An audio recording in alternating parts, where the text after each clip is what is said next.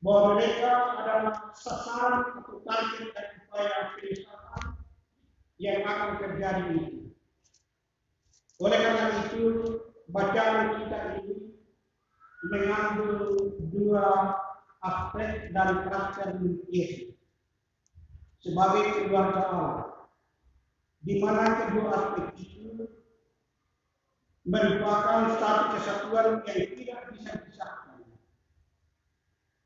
Kalau hanya melakukan satu aspek saja, lalu mengabaikan aspek lain, maka itu bukan murid yang berkenan kepada Tuhan. Itu bukan anggota keluarga Allah. Aspek pertama bacaan kita yaitu menegur dan mengampuni dosa. Itu diterangkan dalam ayat 3 dan 4. Orang Kristen yang tidak menegur ada dalam bahaya karena membiarkan penyesatan terjadi atau bahkan turut dalam penyesatan yang terjadi. Orang yang bersalah sering tidak menyadari kesalahannya, sehingga perlu ada orang lain yang melindungi. Orang Kristen yang tidak menegur berarti bersikap tidak peduli terhadap keselamatan orang lain. Sebaliknya menegur dosa harus dibarengi pula dengan mengampuni dosa. Orang yang bertobat atas kesalahannya harus diberi kesempatan untuk membaharui diri. Aspek kedua adalah mengenai iman. Itu diterangkan dalam ayat yang 5 dan 6. Bagi para murid menjadi keluarga Allah yang tegar terhadap dosa dan siap memberi kemungkinan membutuhkan iman yang besar. Itulah sebabnya mereka memohon kepada Yesus, tambahkanlah iman kami. Namun Yesus mengajar mereka bahwa yang penting bukan besar atau kecilnya iman, melainkan bagaimana iman itu ada di dalam diri setiap murid dan bagaimana iman itu dikerjakan. Karena orang beriman akan melakukan kehendak Allah, dan Allah dapat bekerja meski hanya ada iman yang kecil. Maka rintangan sebesar apapun akan bisa teratasi.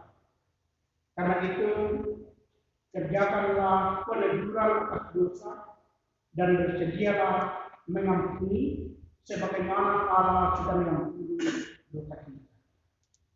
Itulah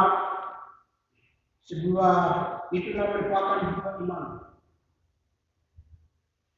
Sehingga iman yang diwujudkan dalam tindakan nyata akan menghasilkan karakter Kristen yang menjadi berkat bagi sesama. Bapak Ibu beserta sidang yang dikasihi Tuhan. Tema persidangan kita kali ini mengatakan bermodalkan iman kita dapat mewujudkan karya yang besar. Tema ini bukan mengharapkan iman yang besar baru dapat mewujudkan karya yang besar. Tetapi tema ini mau menuntun kita untuk dapat satu pemahaman bahwa kita harus memiliki iman dan setia bekerja untuk Tuhan. Karena Tuhan Allah dapat bekerja meski hanya ada iman yang kecil. Yang harus kita pahami adalah bahwa gereja Protestan Indonesia Timur ini bukanlah milik kita, tetapi milik Tuhan Allah sendiri. Kita hanya pekerja seperti alat-alat di tangan Tuhan yang tidak dapat berfungsi kalau Tuhan tidak menggunakan. Demikianlah kita di tangan Tuhan. Kita ini hanyalah gergaji keraton. Dan kalau Tuhan yang menggunakan kita, maka gergaji keraton ini dapat berguna bagi pekerjaan Tuhan di dunia. saudara-saudaraku, dari kedua aspek karakter murid Tuhan dalam perikop pembacaan kita ini mengantar kita untuk memahami apa tugas dan tanggung jawab gereja sebagai wadah yang dibentuk Tuhan untuk menjadi anaknya, atau lebih tepat dengan istilah menjadi mitranya yang diutus ke dalam dunia untuk bekerja dan menjadi berkat bagi dunia ini. Karena itu dikatakan orang Kristen janganlah hanya sibuk mengikuti dirinya sendiri, tetapi orang Kristen sebagai keluarga Allah diutus untuk saling melayani, saling peduli dalam menjalani hidup, agar nama Tuhan terus dimuliakan. Gereja diutus untuk mendemonstrasikan kasih Allah iman ini. Kedua aspek karakter murid Tuhan dalam perikop bacaan kita semoga dapat menjiwai setiap keputusan yang akan menjadi di produksi persidangan kita kali ini. Persidangan gereja adalah forum pengambilan keputusan tertinggi dalam menyelenggarakan jemaat berkeluarga.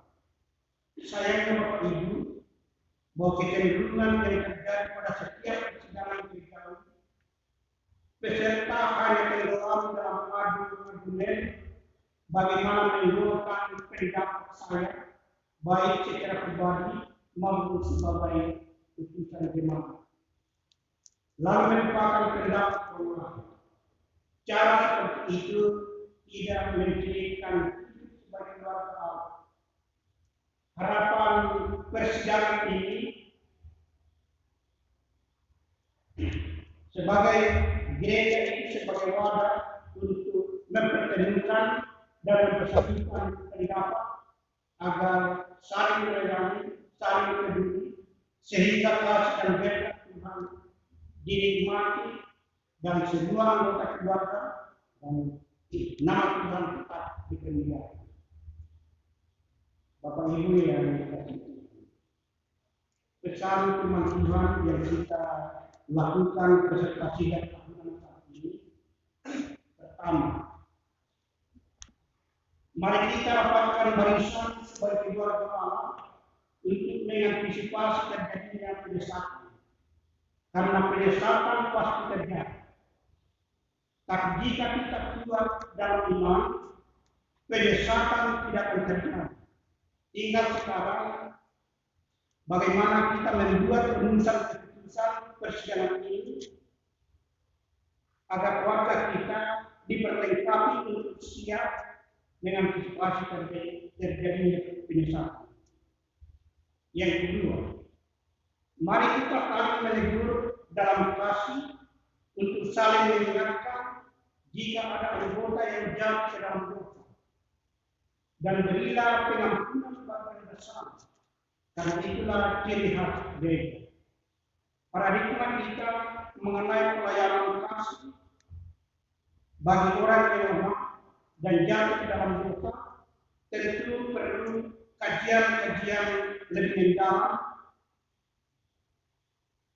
mendalam lagi agar disiplin gereja dan pengembangan lainnya dapat menjadi berkat bagi semua anggota keluarga. Terakhir, hidup beriman menentukan segalanya, karena tidak ada yang mustahil bagi Allah. Kita dituntut untuk memahami bahwa kadar iman seseorang bukan suatu volume besar atau kecil, tetapi kita didorong untuk memiliki iman yang terus setia dan taat kepada Tuhan Yesus. Karena di depan mata kita ada tantangan, apalagi di pusaran zaman yang semakin kencang dan keras saat ini. Iman Kristen ditantang oleh iptek dan teknologi informasi yang semakin canggih. Kalau tidak hati-hati, penyesatan bisa terjadi kapan saja. Karena itu, bagaimana caranya kita menghasilkan keputusan keputusan dalam persidangan kita saat ini untuk dijadikan sebagai pedoman kita. Demikian firman Tuhan selama persidangan. Tuhan Yesus dan Kepala Gereja menyertai dan memberkati.